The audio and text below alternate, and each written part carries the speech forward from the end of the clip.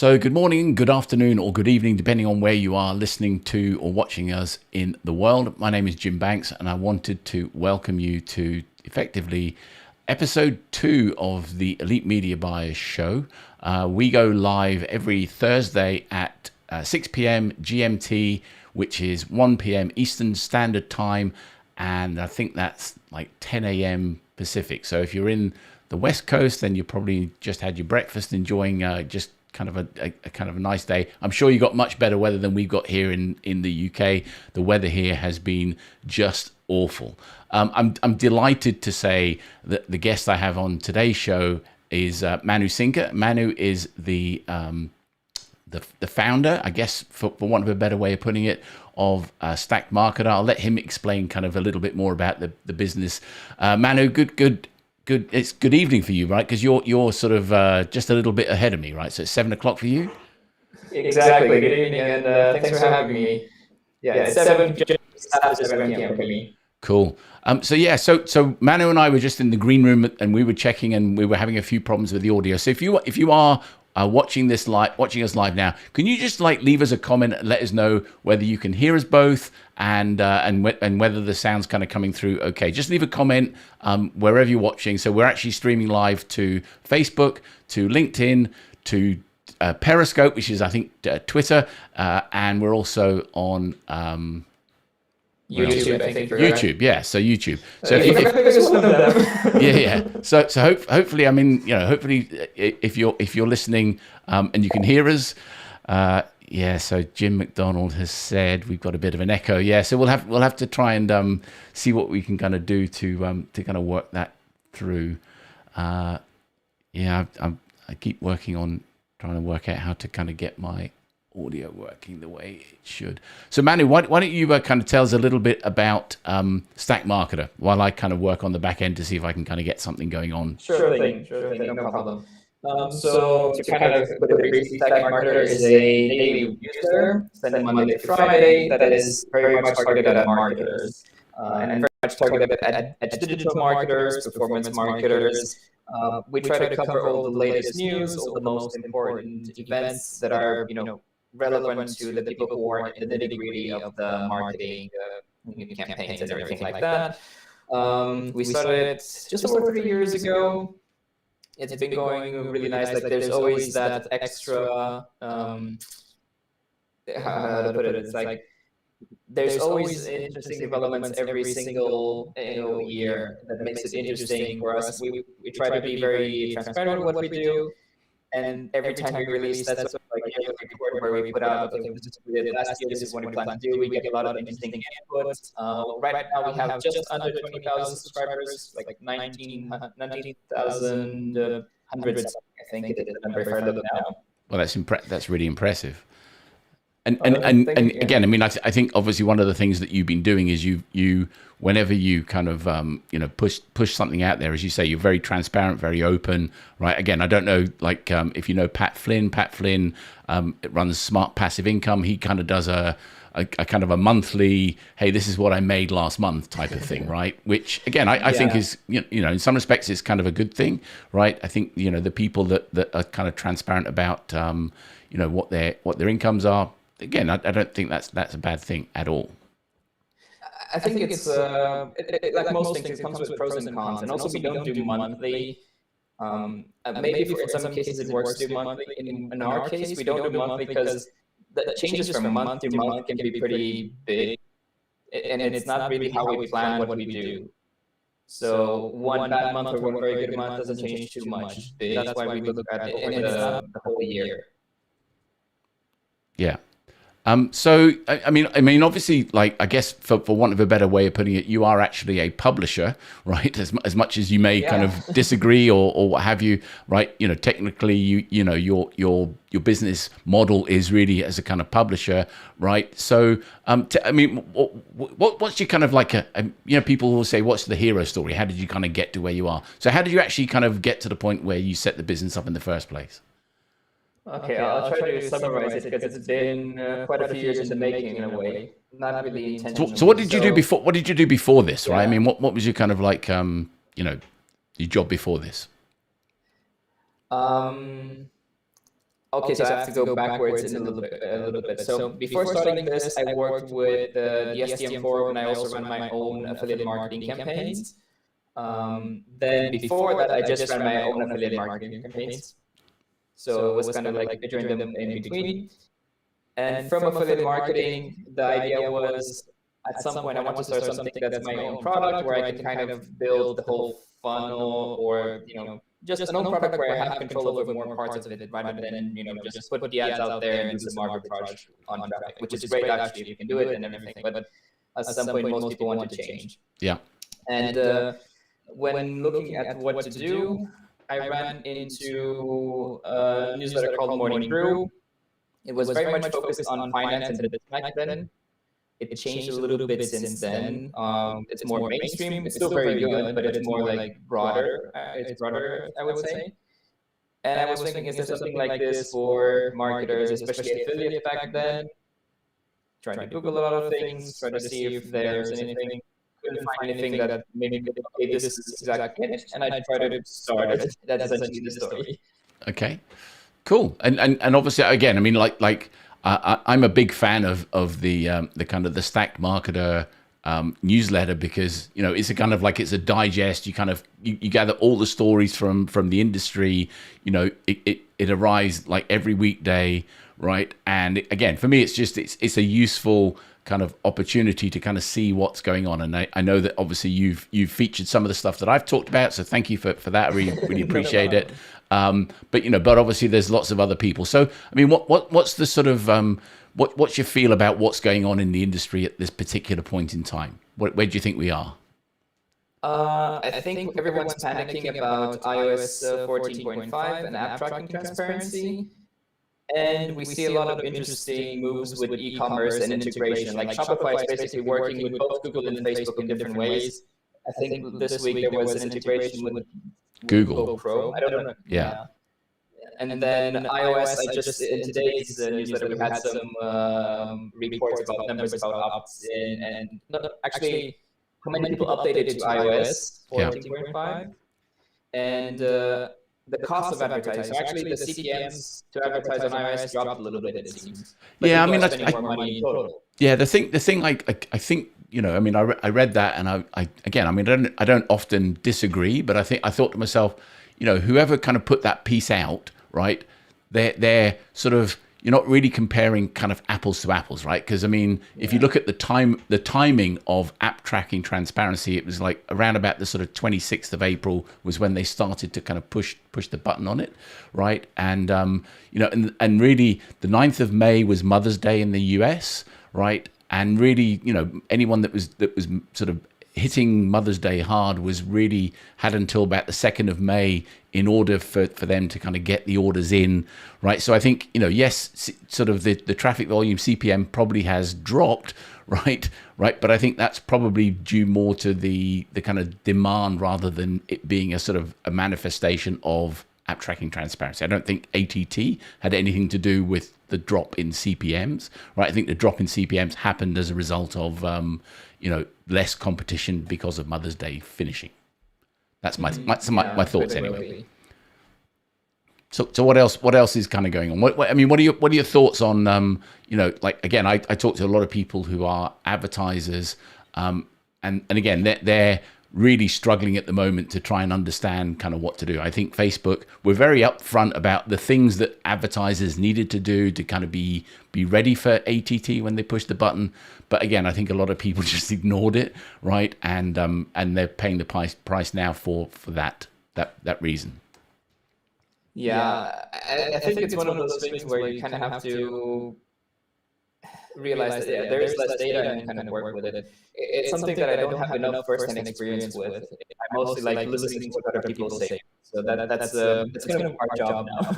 So I mean, obviously, like as a publisher, right? I mean, again, one of the things that I think app tracking transparency is going to do is it's going to force a lot of people who are publishers to almost like become like a walled garden, right? Because it's all about your own first party data rather than your ability to kind of give the data to somebody else and for them to take it somewhere else to kind of do something with it, right? So I think I just wondered what your sort of thoughts were as a publisher, kind of like to try and sort of understand, what is, I mean, did you create the sort of the insights sort of membership program on the back of ATT, or was it just something you were thinking of doing anyway?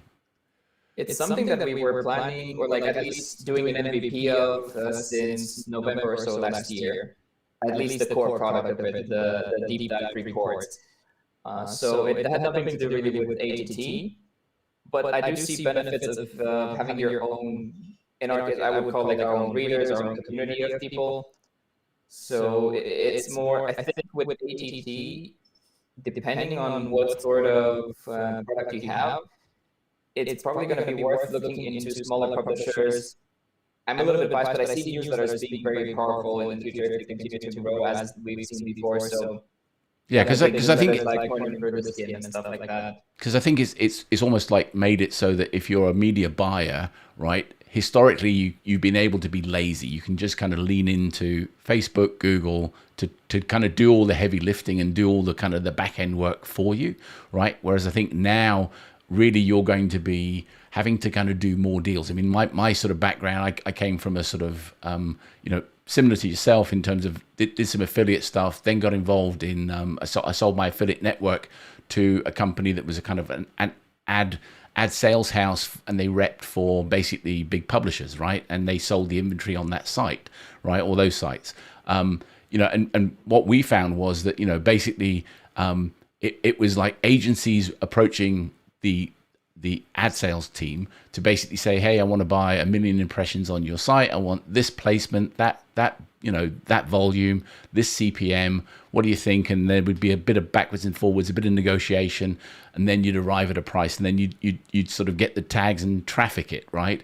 And I think it's almost like we're getting back to that, right? I think we're going to go back to individual advertisers negotiating with individual publishers, right? Specifically to enable them to kind of go, here's my pixel. I want you to kind of put this on the page, right? When my ad shows, right? Because again, without first party data, then, it's very, very difficult for you to create a good environment for your audience, right? I mean, I think, in some respects, this is obviously Apple having a bit of a jab at Facebook, but I think the reality of it is that, what they're trying to do is they're trying to take back control of the marketplace that they had, right? That they lost to Facebook, right? Primarily, and again, I just think more and more publishers are going to have to, to kind of, to learn the art of negotiation. More advertisers are going to have to learn the art of negotiation. And again, it's going to create a fun environment, right? But I think the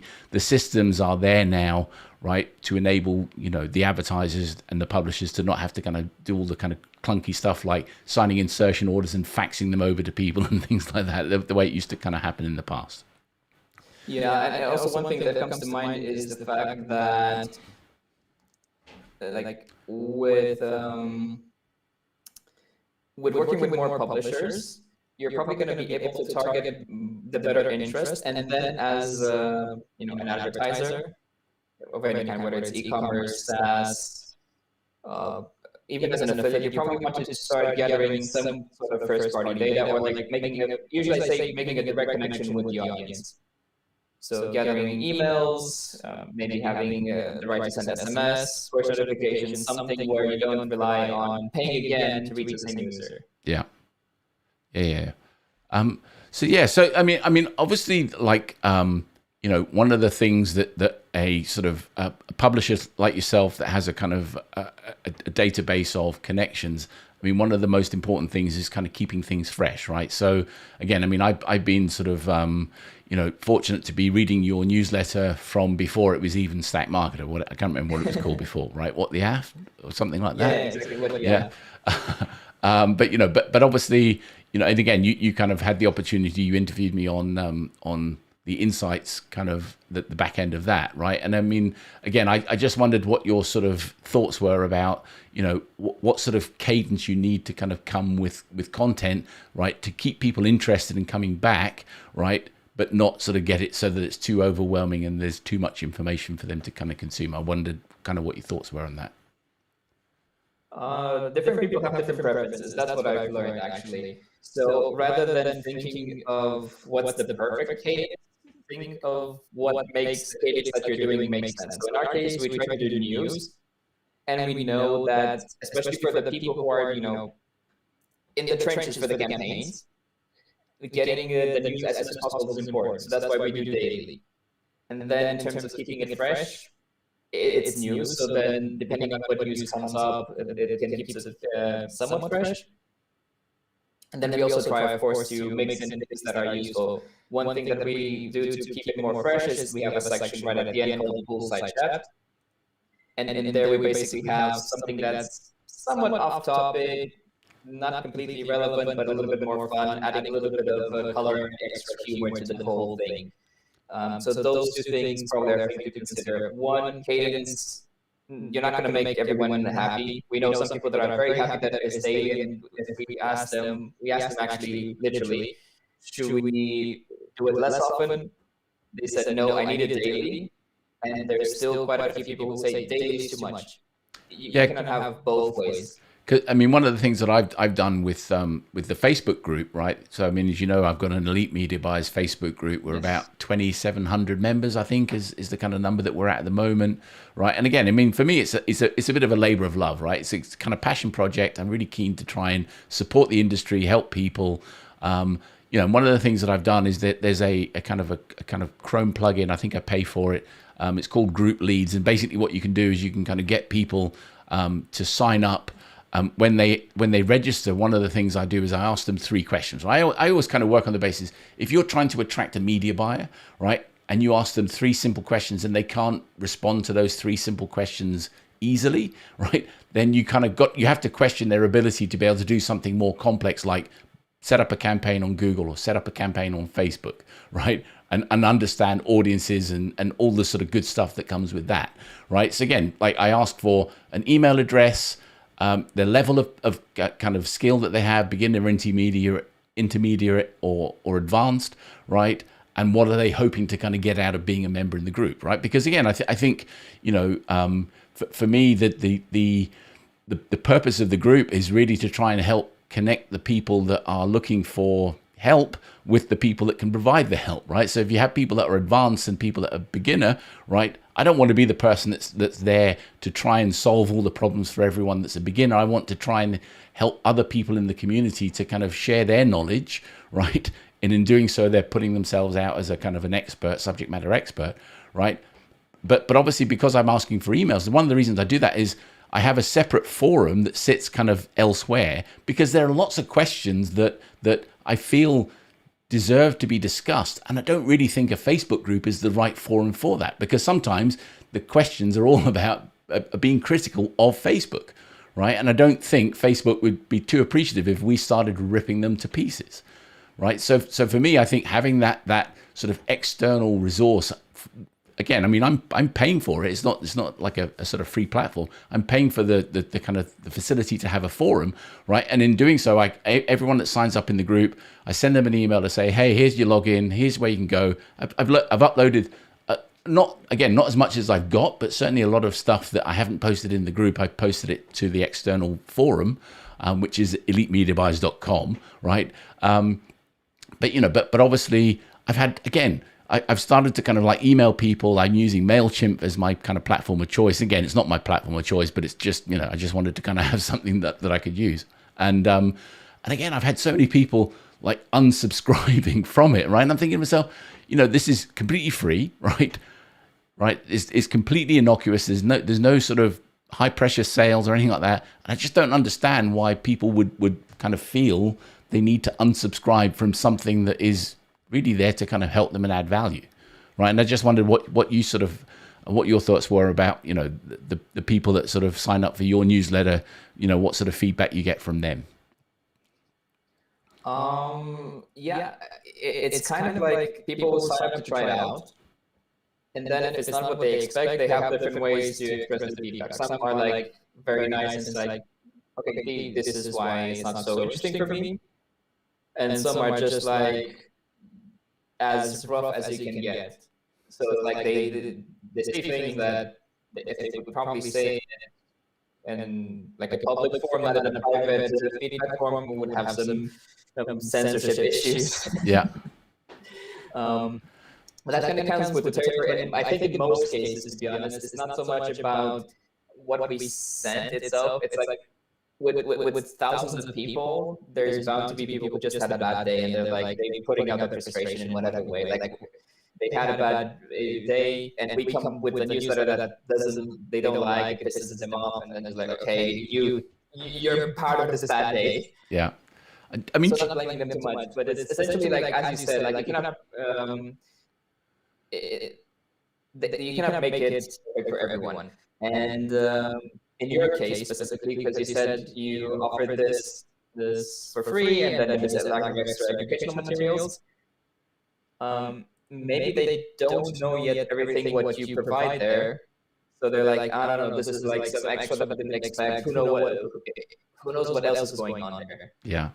Yeah. I mean, I think for me, it's again, it's a little bit frustrating that, you know, people have that sort of sentiment, that they feel that, you know, again, like I have absolutely zero reason to want to try and sort of, you know, scam people. Again, there's plenty of, you know, plenty of gurus out there that's their business model. That's not my model at all, right? Again, I would love to kind of, you know, to monetize the forum, right, and the content, and create courses, and, you know, and get additional subject matter experts that I can pay to actually create more content for the courses, right? But again, that's something that is probably, you know, 12 to 18 months down the line, right? I think, you know, had it not been for the pandemic, it might have been sooner, but, you know, but it's you know, it's kind of put the brakes on that a little bit. What are your sort of in terms of the sort of next 12 to 18 months for Stack Market? I mean, what's your kind of plans for the next 12 to 18 months? For the free newsletter, it's kind of just doing what we've been doing, because we always get some feedback. We try to iterate, we try to add different types of content. So probably doing a little bit more of our own unique content, or like own created content, as unique as it can, because of course you always research for other things. And then there's also quite a bit of a focus on insights, our paid membership, and we try to kind of polish the dive that it's essentially like we want to have, similar to how you have financial reports, like 100 plus pages of very deep analysis, but instead of having on the financial side of things for a company, having for their marketing strategy. Yeah, because I mean, I have takes a while to get it right. Yeah, I have the privilege of being obviously like a member of the Insights, and I mean, for me, the deep dives in and of themselves, just for those three that are there now, and I know that you've obviously got a lot more kind of planned, right? Just for those three, right? It's more than worth the kind of cost of the actual subscription, just for those, right? I mean, forgetting about all the other stuff that you kind of get with it, right? The community, the kind of, you know, the interviews. I know that you obviously had me on, right? You had Nick Shackelford, you had Christine Sekeres, right? You've had, who else did you have? Savannah, right? I mean, you know, you've had a lot of people on, and I know that you're going to have a lot more people kind of doing deep dives into the thing that they are kind of known for, right? And, you know, and again, I think for me, there's a lot of people who, for whatever reason, don't feel that they need to invest in their own kind of development, self-development, personal development, right? Which again, to me is such a crazy kind of, you know, position to put yourself in. I mean, you know, I'm a sort of high volume media buyer, but, you know, I spend tons of money kind of going to courses, you know, going to events. I mean, historically, obviously, when we could travel, right, I used to kind of travel for probably 2 or 3 months of the year to kind of speak at events, right? But again, I would speak for maybe, you know, 20 minutes to an hour at an event, and the rest of the time I would actually be in sessions listening to other speakers talking about the things that they do, right? And I'd be sitting there with my notepad making tons and tons of notes, right? Because again, for me, it's like I don't know everything about everything, right? And I think half the sort of skill is knowing who are the go-to people when you need something that you don't kind of do necessarily yourself, right? So again, if you need somebody that is, you know, good at creative, there might be your go-to person for that. Somebody that's good at YouTube videos, go-to person for that. YouTube ads, go-to person for that, right? So again, I built up a decent Rolodex over time, right, of people that are subject matter experts that are not me, right? They're kind of other people, right? And I think that's one of the benefits of investing in being part of a community that is curated. And again, it's almost like if you put some table stakes up there that people have to pay a certain amount of money, then they have a kind of like they've made an investment in themselves, right? So they, again, if they don't turn up, it's a bit like having a gym membership and not turning up, right? You get no value from it. I mean, I always tell a funny story that I used to be a member of the gym, and I paid the gym that I belonged to £70, which is about $110 a month for 13 months. And the only time I went to the gym was I went once for a shower, right? in 13 months, right? So I basically paid $1,300 for a shower, right? And again, it wasn't the gym's fault. The gym had provided all the equipment and the kind of staff and the kind of the electricity and everything. They'd provided it all for me, right? The fact that I had chosen not to take advantage of it, that's down to me, not down to them, right? And I think in some respects, that's the, when you actually have that sort of relationship between you and whoever it is at the end of your email newsletter or your kind of membership sort of subscription, right? Again, you have an obligation to provide them with content, right, that is of value. And if they don't feel that it is of value, then they're free to leave, right? But equally, right, if they go in there and choose to suck everything out of there and do great things with it, again, it's going to be incredibly good value for money, right? So, yeah, I think one thing though with this is that I think especially people who are new to a subject tend to struggle with. They have, maybe it's not shiny object syndrome, but it's essentially they get information overload. I think that's also dangerous. So it's like you have to balance and picking exactly where you spend your time when it comes to learning new things, and like creating that Rolodex and having those direct connections with people who are expert matters, different matters. But before, you're probably going to be, in many cases, because we have access to the internet, you're going to be bombarded by so much information. And then even if it's whether it's a community, newsletter, YouTube channel, whatever it is, it's hard to keep to get the retention, like to give something good enough that distinguishes yourself, and that's something that everyone struggles with, and they have to work on, of course, if they're created in any way, like if published in any sort of format. That's kind of the tricky spot, that if there would be some magic answer, everyone would be doing it. Yeah. I mean, I think that's always the kind of, I used to kind of like work on this basis that sometimes everyone would be zigging and we'd be zagging, right? We'd be doing something different than everyone else was doing. And some of the kind of the features that Google and Facebook come out with. Again, I do a lot of things where, we're using things called value track parameters, right? And I've talked about them like at so many conferences I go to. I keep talking about value track parameters and how great they are, right?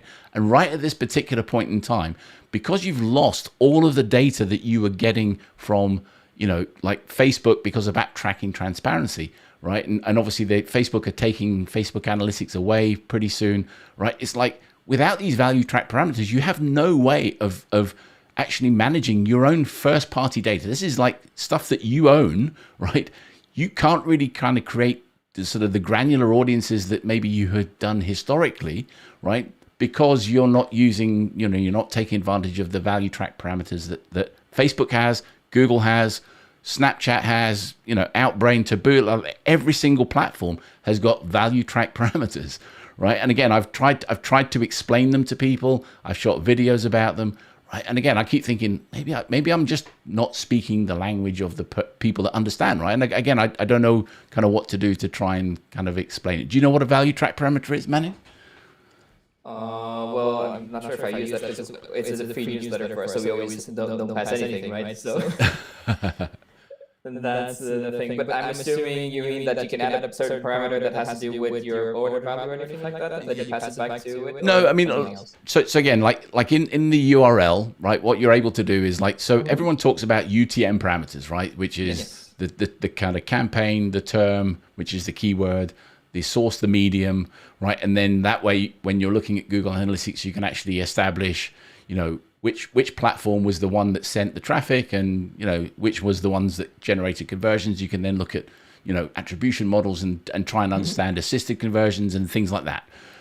And that's good, But the problem is that the minute you send a UTM parameter to Google, they strip it out before they put it into any of the kind of the systems that they have, right? So when you actually see it, it comes out with nothing in the actual parameter itself other than the GCL ID, right? And even with the GCL ID, I think for some of the apps that Google has now, they're actually stripping out the GCL ID as well. I don't know which apps it is, but some of them they are, right? I was talking to kind of a member of my kind of group about this specific purpose, because he was asking me about GCL IDs and whether they were stripped, and I was able to show him in Lucky Orange that the GCL ID is still being passed even when people are on 14.5 or 14.5.1, right? The GCL ID is still being passed, which means that obviously it's not every app, it's just some of the apps, right? But obviously the GCL ID is a value track parameter, right? So again, in a lot of cases, people would use those to be able to kind of track offline sales. So they get a sale happen offline, then they can then use things like the conversion API to kind of upload the data to kind of Facebook and to Google, right? To kind of basically say, I've actually made a sale from that visitor that you send me, right? Because obviously, you know, if you're relying on there being a cookie and there is no cookie, then you need some other mechanism to report back a sale that took place. Otherwise, Facebook, Google are just going to go, I don't really know who that was, right? I don't know what the sale, what the sale, who to give the credit for. But obviously, each platform has, as I said, these additional parameters. So in Facebook's terms, they have a parameter for source, right? And the source could be Facebook, Instagram, Audience Network, Messenger, right? Those are the 4 sources, right? And then the placements, right? So they have a kind of value track parameter for placement, and that would be things like, the sort of mobile news feed, desktop news feed, right-hand column, like Instagram stories, in-stream marketplace. Then obviously sort of over and above that, they have the campaign ID, the campaign name, the ad group ID, the ad group name. So again, if you let's say you're running a campaign that is a video view campaign on Facebook, right? And the purpose of that campaign is to generate people who have watched the video, right, to a certain percentage, right, and then remarket to that audience, right, based upon the fact that they watched 50% of that video that you have, right? So you can have a parameter that has the campaign ID, the ad ID, so you can say specifically which ad it was, and send that audience to Google or to Microsoft, and actually create an audience to pick up the conversation over at Google of the fact that they started watching a video on Facebook, right? But obviously in the absence of that parameter, you're not really going to know what it is, right? So again, because it passes in the open, you can actually create an audience in GA based upon the parameter being in the landing page URL. Yeah. Similarly, you can do the same thing, bringing audiences from Google over to Facebook, right? Based upon the Google ad ID or the kind of campaign ID being sort of sent across into Facebook.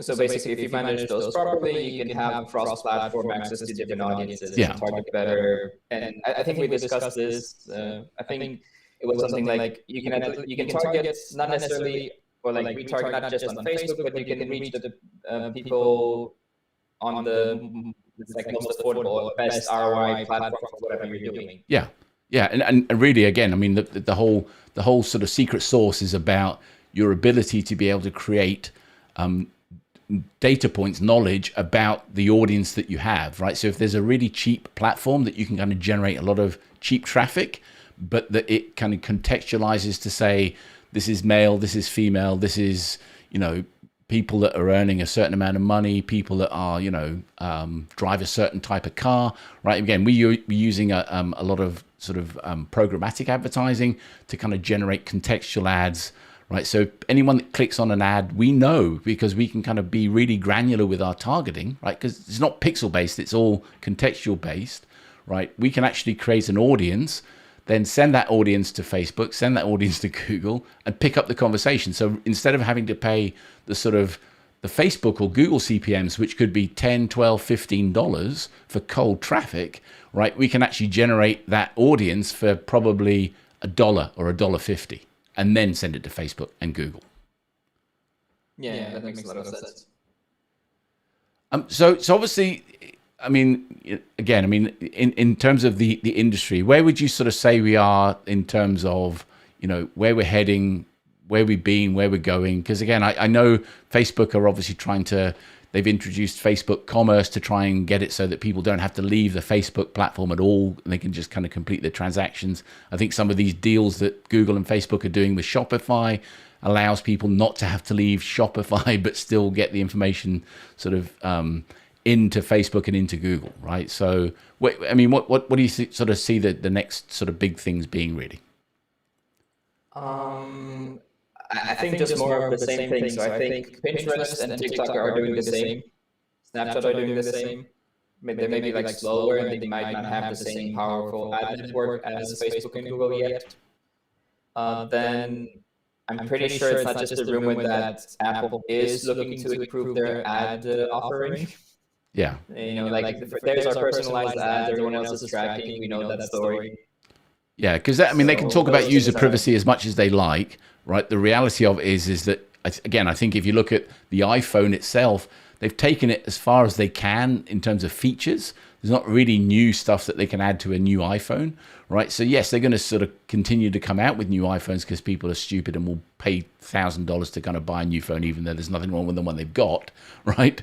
Because they're fanboys and fangirls, and that's fine, right? But I think over and above that, there's got to be, there's an obligation from Apple's perspective to their shareholders, in the same way that there's an obligation from Facebook to their shareholders to kind of continually deliver incremental revenue, right? And I think, last quarter, right, I think Google, Facebook, virtually all the platforms reported good numbers from Q1, right?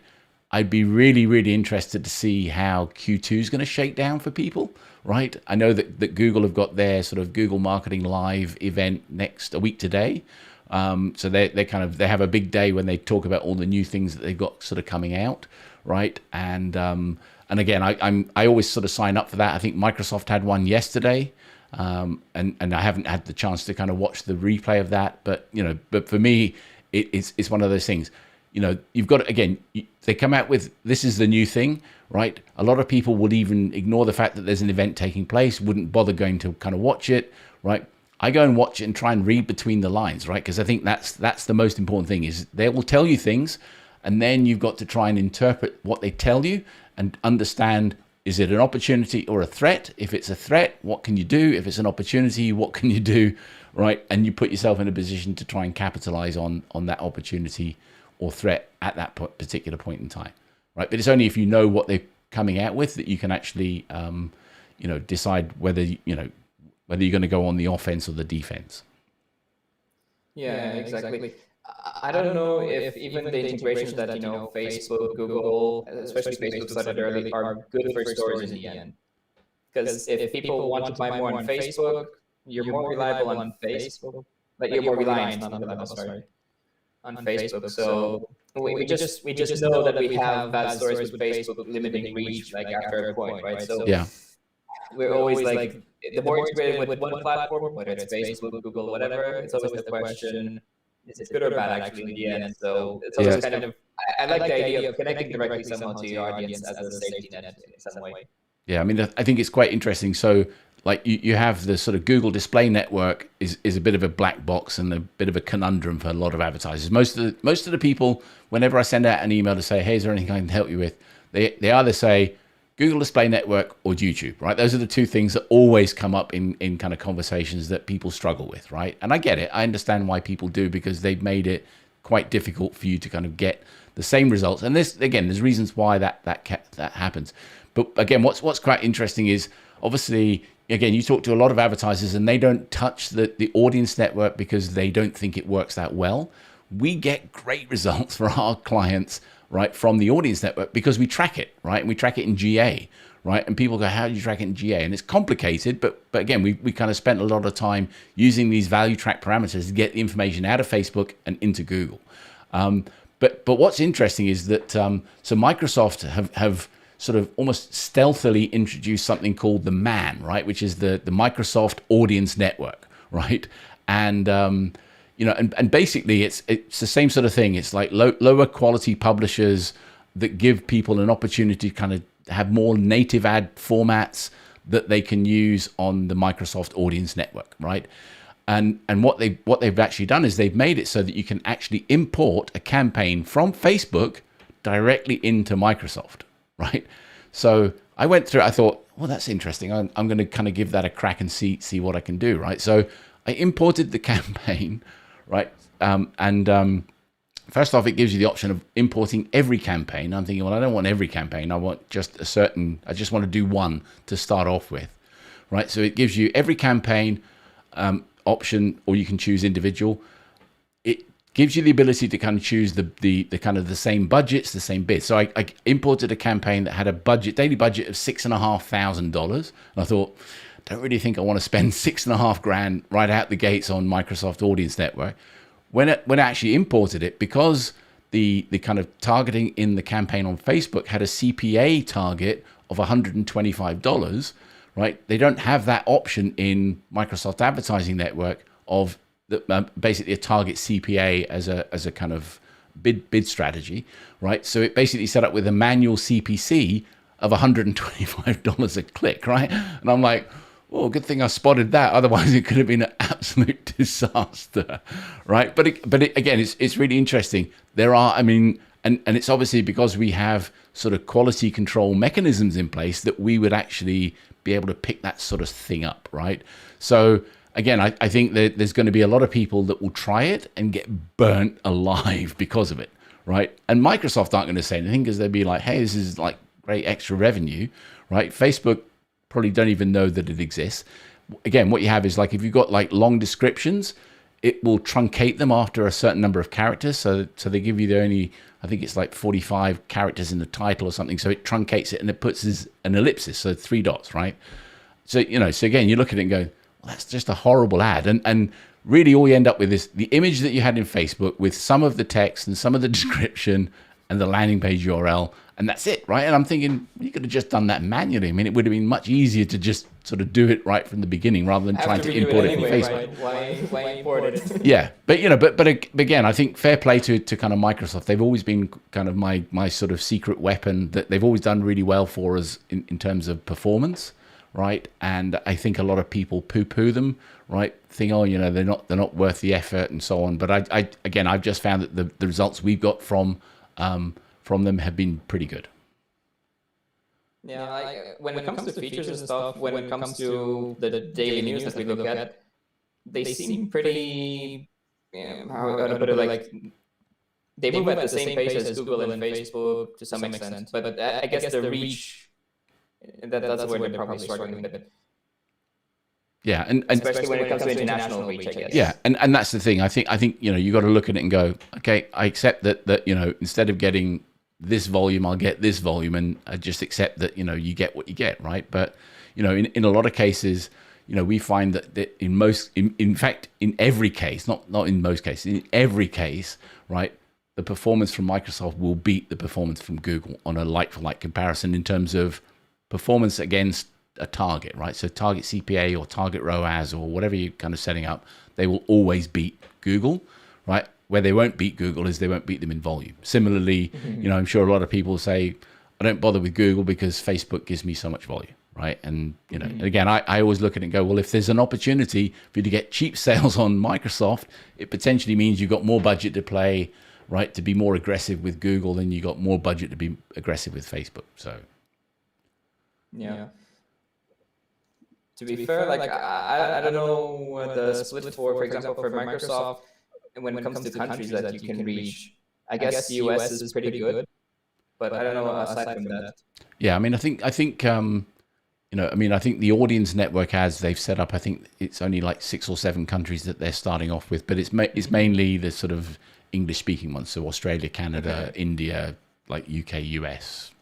So it covers off most big countries. The common countries where people advertise a lot anyway, because even if you start a business from, let's say, like Romania, you would still probably look to advertise US, UK, maybe Canada's on the list. It's kind of like where you start. If you do internationally, of course, if you do local Romanian only, that's different. But otherwise, still US is the way to kind of start out thing. Although people like the affiliate marketing mantra is like it's don't start off where there's a lot of competition, but when you're trying to sell stuff rather than convert for free things, I think US is kind of English speaking is an advantage, familiarity with buying things online, hard to beat that. Yeah.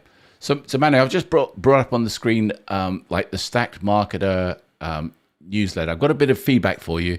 This page is not an HTTPS page. You should make it HTTPS. Isn't it? No. But apart from that, like I said, I love the sort of the look and feel of it. Again, I know a lot of people in our industry, right? And again, for me, I always kind of look at, when there is a testimonial from somebody, right? It's like, are they kind of credible? Yeah. I mean, the people that you have as your sort of testimonials are really kind of top notch, right? They are absolutely, some of the sort of the biggest media buys that I know, right? And I definitely think that there's a huge opportunity for people to kind of, again, a lot of these people are people that get a lot of value from it, but they also contribute to it by kind of helping you with some of the content and so on. But yeah, I mean, I think from the point of view of free newsletter, if you haven't already subscribed to it, then just go to stackmarketer.com. I mean, I'm sort of in the back end of your insights. Again, I love the kind of the content. You can clearly see that your team are investing quite heavily in it, right? I mean, up in the sort of top right hand side here where it says get started, I always kind of say to people, there's things that you want people to do, right? So fill out the profile, put a profile picture, join 3 spaces, add a comment, and create a post, right? And for me, it's like those are simple things to do, right? But there's so many people that just don't do it, right? And again, I mean, the introduce yourself bit that you've got there, again, that's a perfect opportunity. It's the one chance you've got to actually say, hey, this is who I am, this is what I do, right? And you'd be stunned at how many people. I mean, I had somebody that joined my forum the other day, and they basically said, yeah, I've just set up an agency and I'm really struggling. I don't understand what an agency is all about, but I do basically YouTube advertising for a living. Right. And I'm like, fantastic. I can help you with the kind of the agency side of things. No problem. And there's loads of other people that I know are running agencies.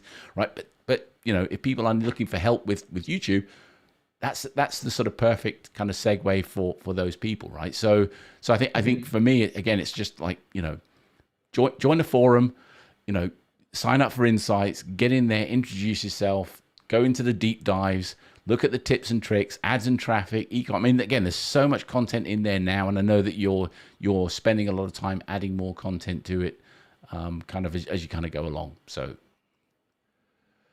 I just thought I'd give it a quick kind of plug before we kind of wrap up. Yeah, thank you. Yeah, I checked our website, like where you had it, and it is not HTTPS. It must be some update with WordPress or something, because I'm sure I checked it like when I set it up a year and something ago. So yeah. Updates might break things, apparently. No problem at all.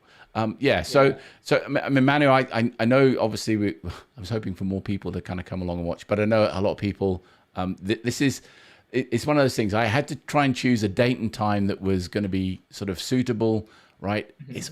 It's always a difficult one. I mean, like 10 o'clock in the morning, 6 o'clock in the evening, 7 for you on a Thursday. There's like 1,000,001 other people podcasting, video stuff, right? So for me, again, it's like, it's been an absolute pleasure to have you on the show, right? And, and obviously it's been recorded and will be available on YouTube and LinkedIn, Twitter, and so on. If people wanted to kind of sign up, where do they go to kind of sign up to Stack Marketer? Stackmarketer.com. We were when we're choosing a new name, we were very adamant about having a .com. Actually, that's one of the small reasons why this exists, because this was not available for for the normal price, but it was a reasonable price. Okay. So stackmarketer.com. If you even just Google us, we should be the top result for that now, I think. And what is your sort of favorite platform socially for people to kind of like follow you as an individual? Because obviously I know that obviously Stack Marketer is not just you. There's a team of people. Twitter is still the one. I don't tweet directly a lot, but I get into conversations here and there. So I like Twitter for the conversational aspect of it. While Facebook, although there are conversations on Facebook, you have to join the group, so there's a little bit of a barrier there. and the newsfeed is just too much for me.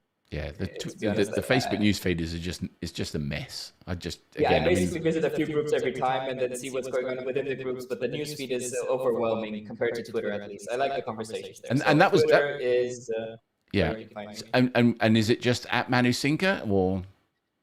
It's at Manu Cinca, yeah. So if you Google my name, you'll probably find my Twitter, basically. There we go.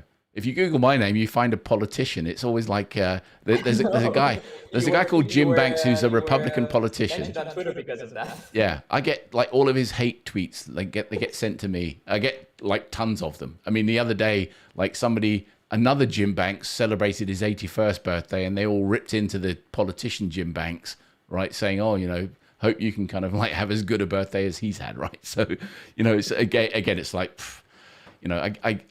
I'm okay with it. I mean, all publicity is good publicity, regardless of whether it's bad. But so Manu, thank you so much for kind of being my guest. I look forward to obviously, and at some point in time, I mean, I'm hopefully by maybe episode 50, I'll have sorted out the audio and we won't have all this sort of echo. So Jim, thank you so much for kind of telling us that we had an echo. If we still have it, I apologize for the fact we had it, and we'll make sure we take steps to rectify the echo so that we can have something that's kind of more suitable. But if you haven't subscribed to the YouTube channel, there'll be a link in the description below for you to do that. Again, I'm trying to kind of build my LinkedIn following. I'm doing a really crappy job at it at the moment because I'm just too busy with everything else. But again, I want to try and create more content for YouTube, for LinkedIn, for Facebook, for the group, and really again support the community that's been very good to me. I want to try and kind of give back and support it. So Manu, thank you again. Appreciate your time, and just for the benefits of everyone else that's kind of maybe just tuning in. I'll just kind of go into this sort of slide to let you know that the EMBShow with me, Jim Banks, is on every Thursday at 10 a.m. Pacific, 1 p.m. Eastern, 6 p.m. GMT. And I look forward to seeing you on the next show. Thank you so much for watching, and I will talk to you next time. Bye for now.